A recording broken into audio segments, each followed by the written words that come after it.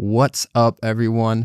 Chào các bạn và chào mừng các bạn quay trở lại với podcast Slow and Clear của What's Up English.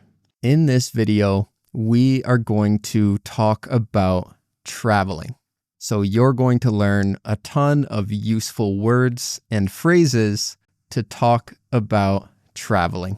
The way we are going to do that is first, I will go through the whole process of traveling, like booking a trip, choosing a destination, booking the hotel, going to the place, and then I will tell you guys the different places I've been to, and we'll just talk about lots of different stuff related to traveling in this podcast. So all you need to do is just listen and absorb the English, absorb what I'm saying, because just by listening and understanding what I'm saying, you are learning English. Your brain is absorbing, like taking in the English when you can understand what I'm saying. That's also why I recommend listening to these podcasts more than once. The first time you listen, you just try to understand. There may be many words that you don't understand, so you can look at the subtitles. And then a few days later, you can listen again, but don't look at the subtitles. Just try to listen and understand and remember some of the words you didn't know the first time. And the more you hear these words again and again, if you listen like 2 or 3 times, the better you'll remember them. Basically, listening, understanding, and trying to use these words and phrases in your life when you can will really help improve your English. With that all said, let's start with the podcast. All right. So first, when you think about traveling, you think of things like going to the airport, getting on the plane, going to a nice place. But before we do all of that, first we have to choose where we are going, right? Before you travel, you have to choose a destination. So, will that destination be somewhere tropical and sunny and warm? Will it be somewhere that is busy, like a big city?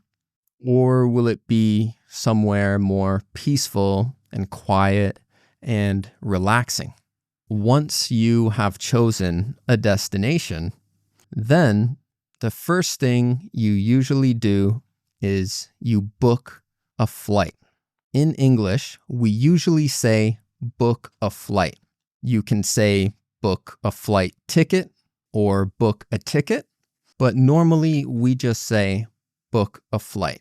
You can book a flight to somewhere. For example, I would say, I booked a flight to Canada in August. So you book your flight, and then after booking your flight, you would book your accommodations. Now, accommodations is just a broad word to describe where you are going to stay. Your accommodation is your hotel or your Airbnb. So after booking the flight ticket, it's time to book your hotel or book your Airbnb. We also often say rent an Airbnb. Many people like to rent Airbnbs now because they're usually cheaper than hotels. They used to be much cheaper than hotels, but now it feels like Airbnbs are almost the same price as hotels. But the thing is, Airbnbs don't have things like room service, and they're not a hotel with all of the services that come with a hotel.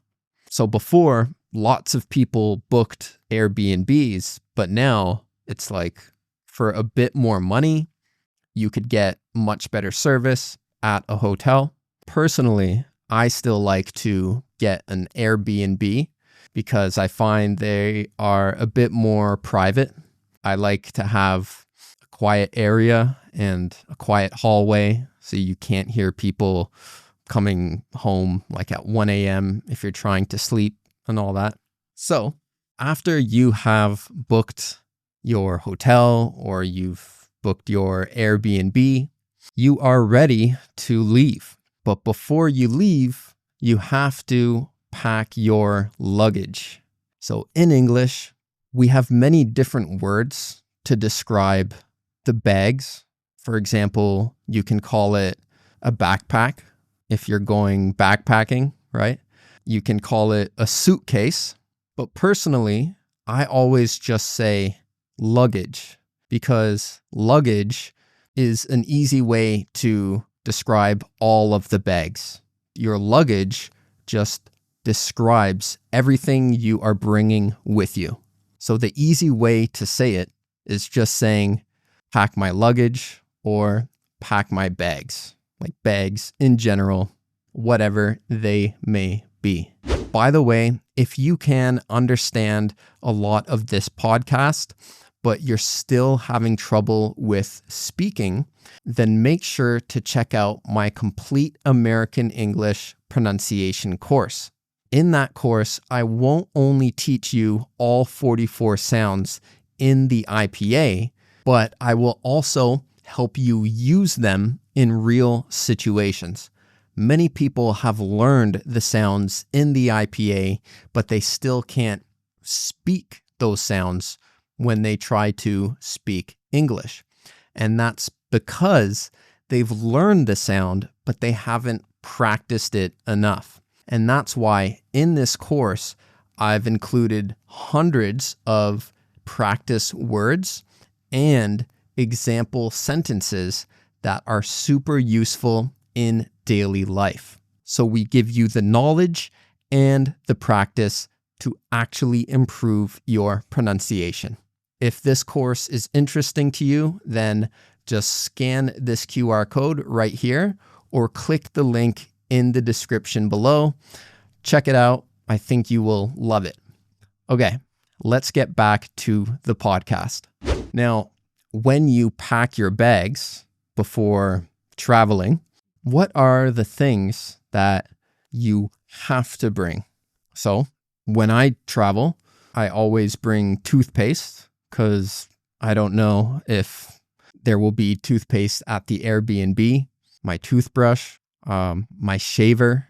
What else? Of course, you have to bring your passport. You could bring your phone charger as well. Phone charger is very important, and that's something that many people forget when they travel. Deodorant. I always bring deodorant. And a bunch of clothes like shirts, pants, socks, underwear, all of that stuff. So those are the things I try to bring. Personally, I travel light. And traveling light means you don't bring a lot of luggage with you. You see some people when they travel and they have like a full, huge suitcase full of stuff, plus a carry-on, plus this, plus that. Personally, I don't think it's necessary. When I first came from Canada to Vietnam, I brought pretty much everything. I had a big bag. I was scared of like running out of clothes and things. So I packed pretty much all of my clothing and a lot of my stuff in a big suitcase. And then the first time I went back to Canada, I did the same thing. I brought a huge suitcase full of my stuff. But then I realized that I usually only wear the same like 6 or 7 shirts and a few pairs of pants and shorts. I really didn't need that much stuff, even though I was going for 4 weeks, for example. Of course, I didn't need 4 weeks of clothing because I could wash it. But at that time, I just had this feeling that, oh, I have to bring that. I have to bring that. I don't want to forget anything. Like, I thought that wherever I'm going has like nothing. If I don't bring it, then I can never go out and buy it or something. But of course I can.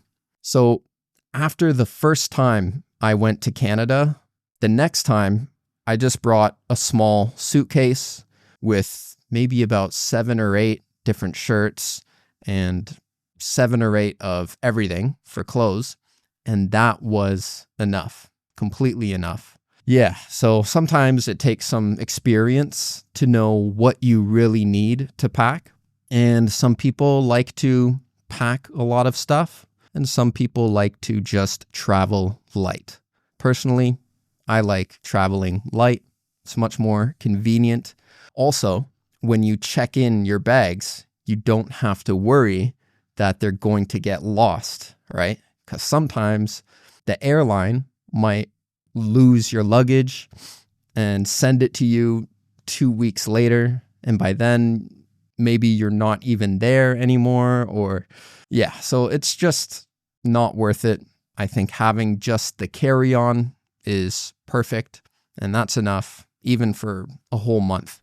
So anyway, moving on. After you have packed your stuff and you are in the taxi on the way to the airport, once you get to the airport, you have to check in. So you go to the counter of your airline and you check in. From there, you go through the security, and after that, you go to the gate where your flight will take off. You wait at the gate until it's time to board the plane, and then you fly to your destination.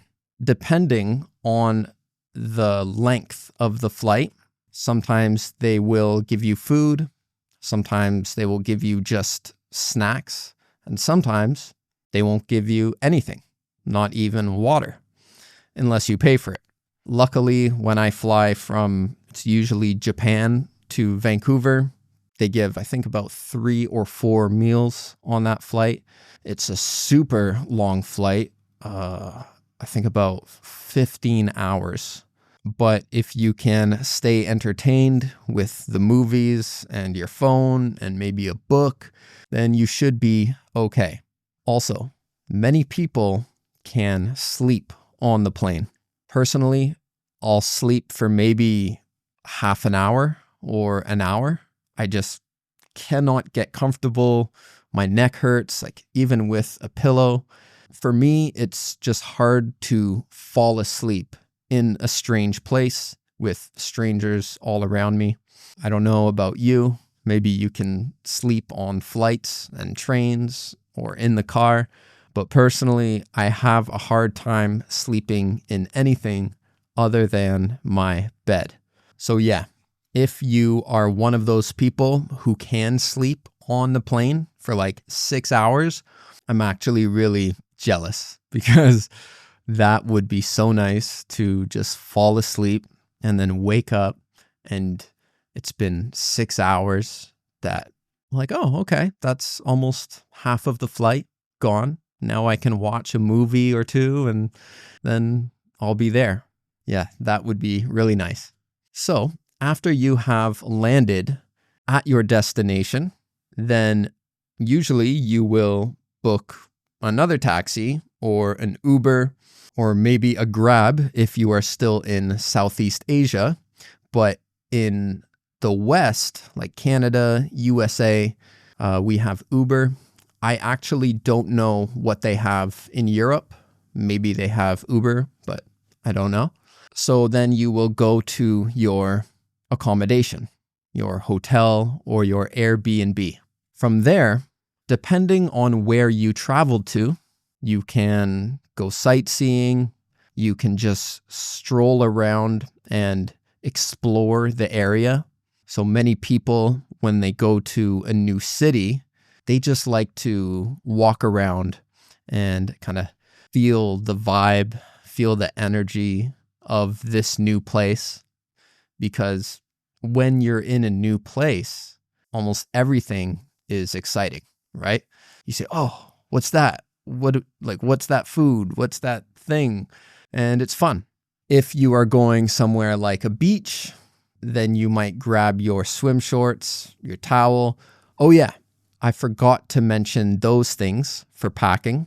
So if you're going to a beach city or somewhere with a beach, then you would bring your swim shorts for men and a swimsuit for women.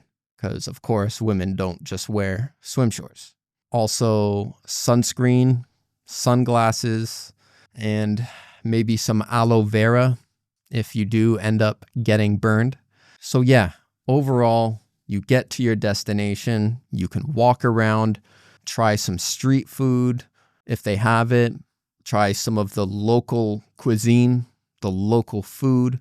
Now, by the way, cuisine is more of a formal word. When I am talking with my friends, we don't really say, oh, let's go to this place and try the local cuisine. We usually just say, let's have the food there, or the local food. So you can say cuisine, but don't be surprised if you don't hear native speakers say cuisine, because we often just say food. And yeah, so that's pretty much that for traveling around. Now, the things you can do at these destinations, like I mentioned before, you can just explore the city. You can go sightseeing and see different landmarks in the city. For example, if you traveled to New York City, you would see the Statue of Liberty. I would say some other places, but honestly, I don't know that many landmarks. If you went to London, you would see Big Ben, right? All that type of stuff.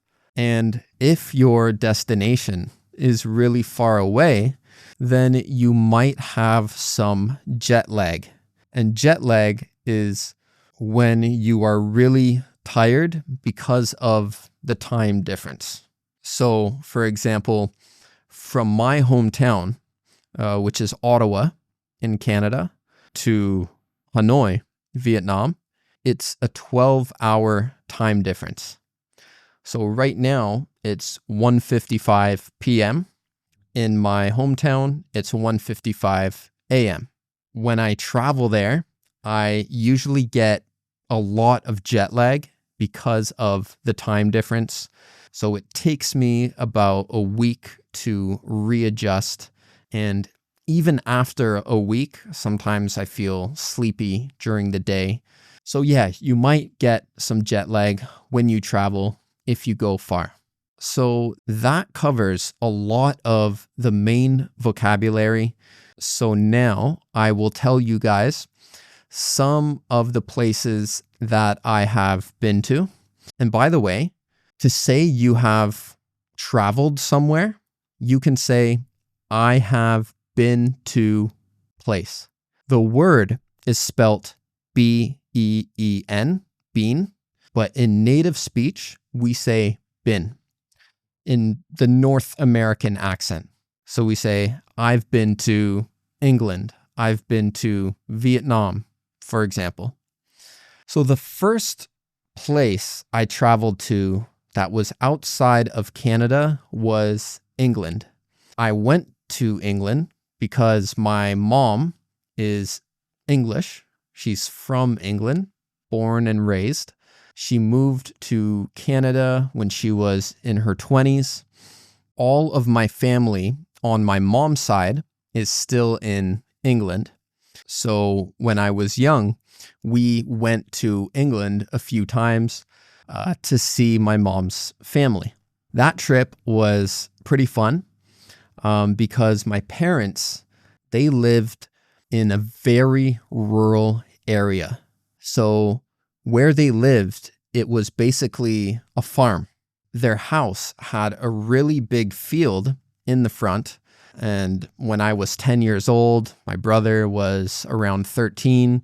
So we would run around and play games. They had a dog, so we would run around with the dog. And overall, it was a really fun time. However, one of the scariest points of my life was on that trip. Now, this scary thing was kind of my fault, my brother and I's fault, I will admit. What happened was we went to one of the neighbors' houses, and they were farmers. So they had a cow and a bull in the backyard. And I mean, the backyard was a huge field. The cow was the mother of the bull. The bull was a youngish male cow, which is a bull. So my brother and I were playing catch in that field, throwing the ball back and forth. And each time we threw the ball back and forth, we would slowly move closer to the cow and the bull because we were curious. He said they were friendly. And then as we were playing catch, throwing the ball back and forth, my brother just suddenly yelled, "Run!" And he started running towards their house. Now, imagine this was a large field. My neighbor's house was on one side, and the cow and the bull were standing near the fence on the other side. My brother and I were about halfway between the house and the cow and the bull. So we were throwing the ball, and then suddenly my brother starts running and he just yells, "Run!" And I just see him running towards the house. So I look and I see the bull is running at us, like not walking. He's running. The cow, the mother was still there, but the bull was running. And I was genuinely terrified because this is a huge animal. His name was Georgie Bush, by the way. That name is from the old president of the United States in like the early 2000s. But anyway, this bull was running directly at us. And so I start to run as well. And I don't even say anything. I'm just like trying to survive because I was terrified. But as we were running, there were so many holes in the grass, I guess, from the cows walking around. So my ankles like kept twisting. I'm trying like to run and my foot gets stuck and keeps getting stuck. And I'm not even looking behind me because I just had so much adrenaline. It didn't even hurt when I was twisting my ankles. But anyway, so we run and finally we get to the gate and get through it. And I just remember like breathing so hard because that was probably the most scary moment of my life to that point. And that was one of the most memorable things that happened to me on that trip. So yeah, don't mess around with animals, especially big ones. You never know what they are going to do. Even if it's an animal that you think would not do anything, like a cow or a bull in a farm, you just never know. So yeah, that was terrifying. Apart from that, we also went to a place called Stonehenge, which was really cool. Although I was 10 years old at the time, so I couldn't really appreciate the beauty and the mystery of it, right? Because it's a really old place with super large rocks that were somehow moved very far. I don't know if they even know how they moved those rocks. Some people say aliens did it. I don't know.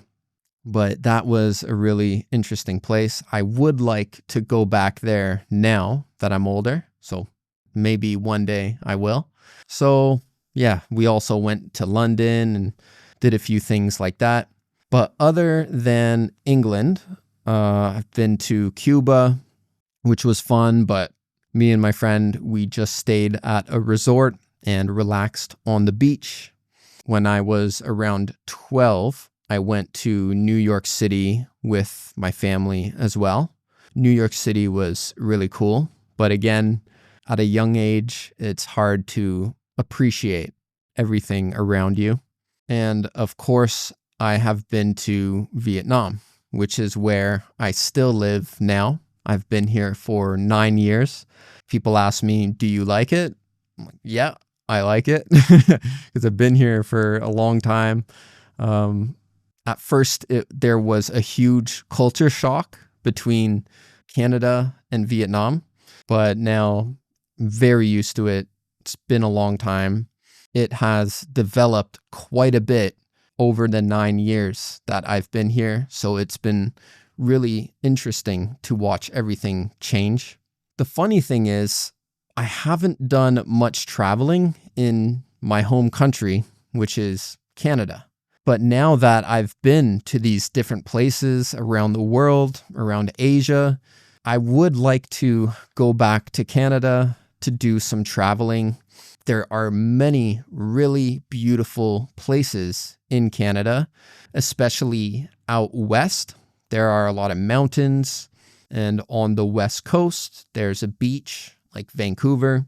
Plus, there are many beautiful lakes with forests, and like you see the lake there with the clean water, the untouched forest, and then the mountain in the background. The type of thing that you see on postcards for Canada. I love that type of nature. Personally, I like going to the mountain more than the beach.